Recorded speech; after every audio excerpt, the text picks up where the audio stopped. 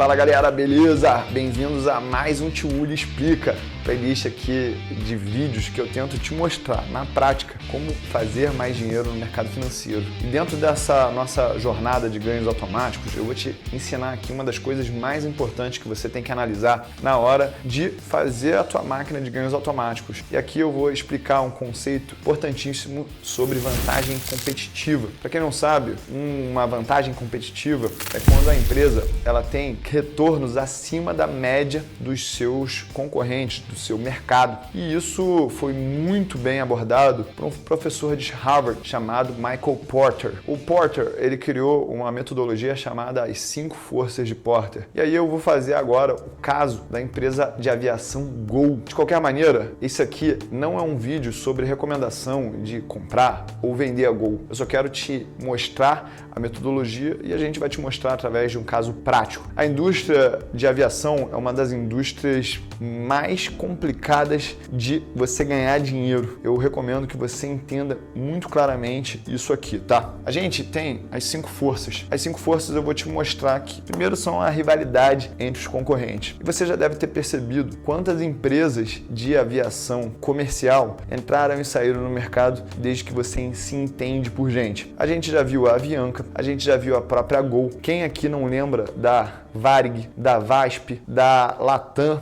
também da Azul agora? Ou seja, esse ponto aqui das 5 forças de Porter é muito intenso no setor de aviação comercial. Isso faz com que os retornos das empresas acabem por ser diminuídos. Outra coisa é o poder de barganha dos clientes. A gente pode até achar que os clientes não têm muito poder de barganha sobre essas empresas, mas eu acredito que eles têm sim. Porque se a gente pegar a quantidade de processos que são movidos contra essas empresas, isso é um tipo de barganha que os clientes têm sobre a empresa. Então, através da ANAC, que representa, de certa forma, a sociedade civil, eles conseguem ter vários direitos, como remarcação de voos, compromisso da empresa sair o voo num horário e pousar em outro, respeitar algumas coisas daquele contrato que a gente chama de passagem, beleza? Então, isso aqui eu acho que não é tão intenso nessa indústria, mas já é um ponto para a gente deixar muito claro na nossa análise. Outro ponto interessante da indústria de aviação comercial são os produtos substitutos. Você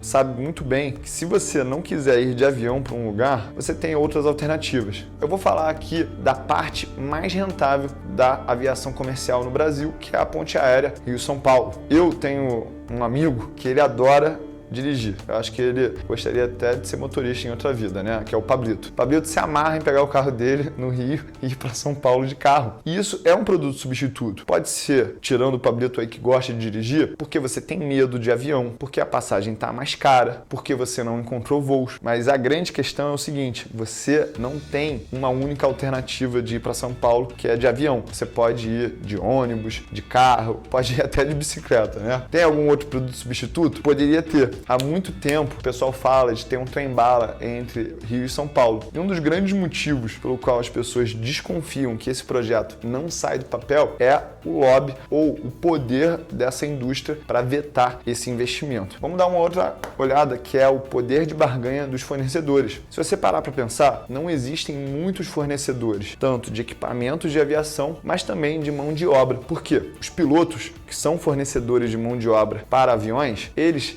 tem um sindicato. E esse sindicato, quando se une, ele tem um poder de barganha para exigir melhores salários, maiores direitos ou até fazer paralisações que impedem que os aviões eles voem. Por uma legislação, o avião ele não pode ter uma autonomia automática e isso gera um custo maior para a indústria. Uma outra área que você tem que observar é aqui.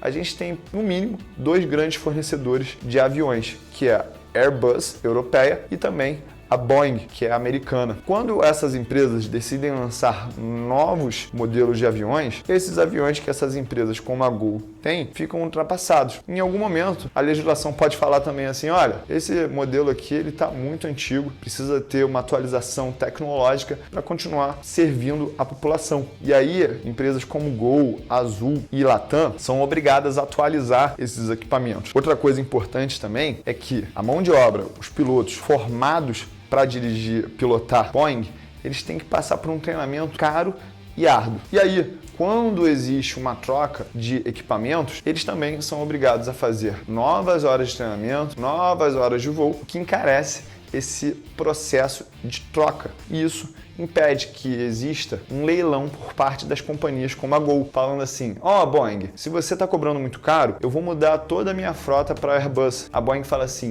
olha, mas você vai ter que treinar todos os teus pilotos de novo e eles vão ter que ter um mínimo de horas para dirigir aí, pilotar os Airbus, tá? Por favor, pilotos que estejam me vendo aqui, fica chateado comigo não, eu tenho a mania de falar dirigindo, mas eu sei que é pilotar, beleza? Mas entendeu essas duas dinâmicas aqui de poder de barganha dos fornecedores junto às empresas de aviação comercial? E aqui um outro ponto são novos entrantes. Basicamente, qualquer empresário que tenha 1, 2 aviões, ele pode começar a fazer já com a autorização devida um transporte, como se fosse aqueles motoristas de van que antigamente concorriam com os ônibus.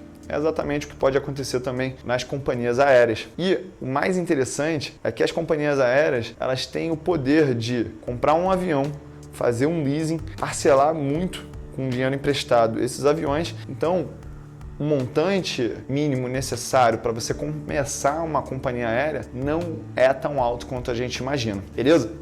Já falei aqui de fornecedores, produtos substitutos, barganha de clientes e novos entrantes e rivalidade de concorrente. Você deve analisar todos esses fatores e como eles impactam a rentabilidade do negócio que você está investindo. Empresas que conseguem se desvencilhar dessas forças conseguem manter durante muito tempo altos retornos acima da média do seu mercado. E isso significa que elas têm vantagens competitivas duradouras. Investidores como Warren Buffett têm uma maneira de descrever isso, que eles chamam de fosso, né? Você deveria imaginar um castelo que tem aquele rio em volta, né? Ou aquele lago em volta que tem jacaré, que tem arco e flecha, todo mundo impedindo que exércitos estrangeiros invadam o território daquele castelo. Essa é a grande metáfora que esses investidores usam para representar as empresas que querem manter as suas vantagens competitivas, que no final das contas são retornos acima da média. A gente poderia usar essa mesma estrutura aqui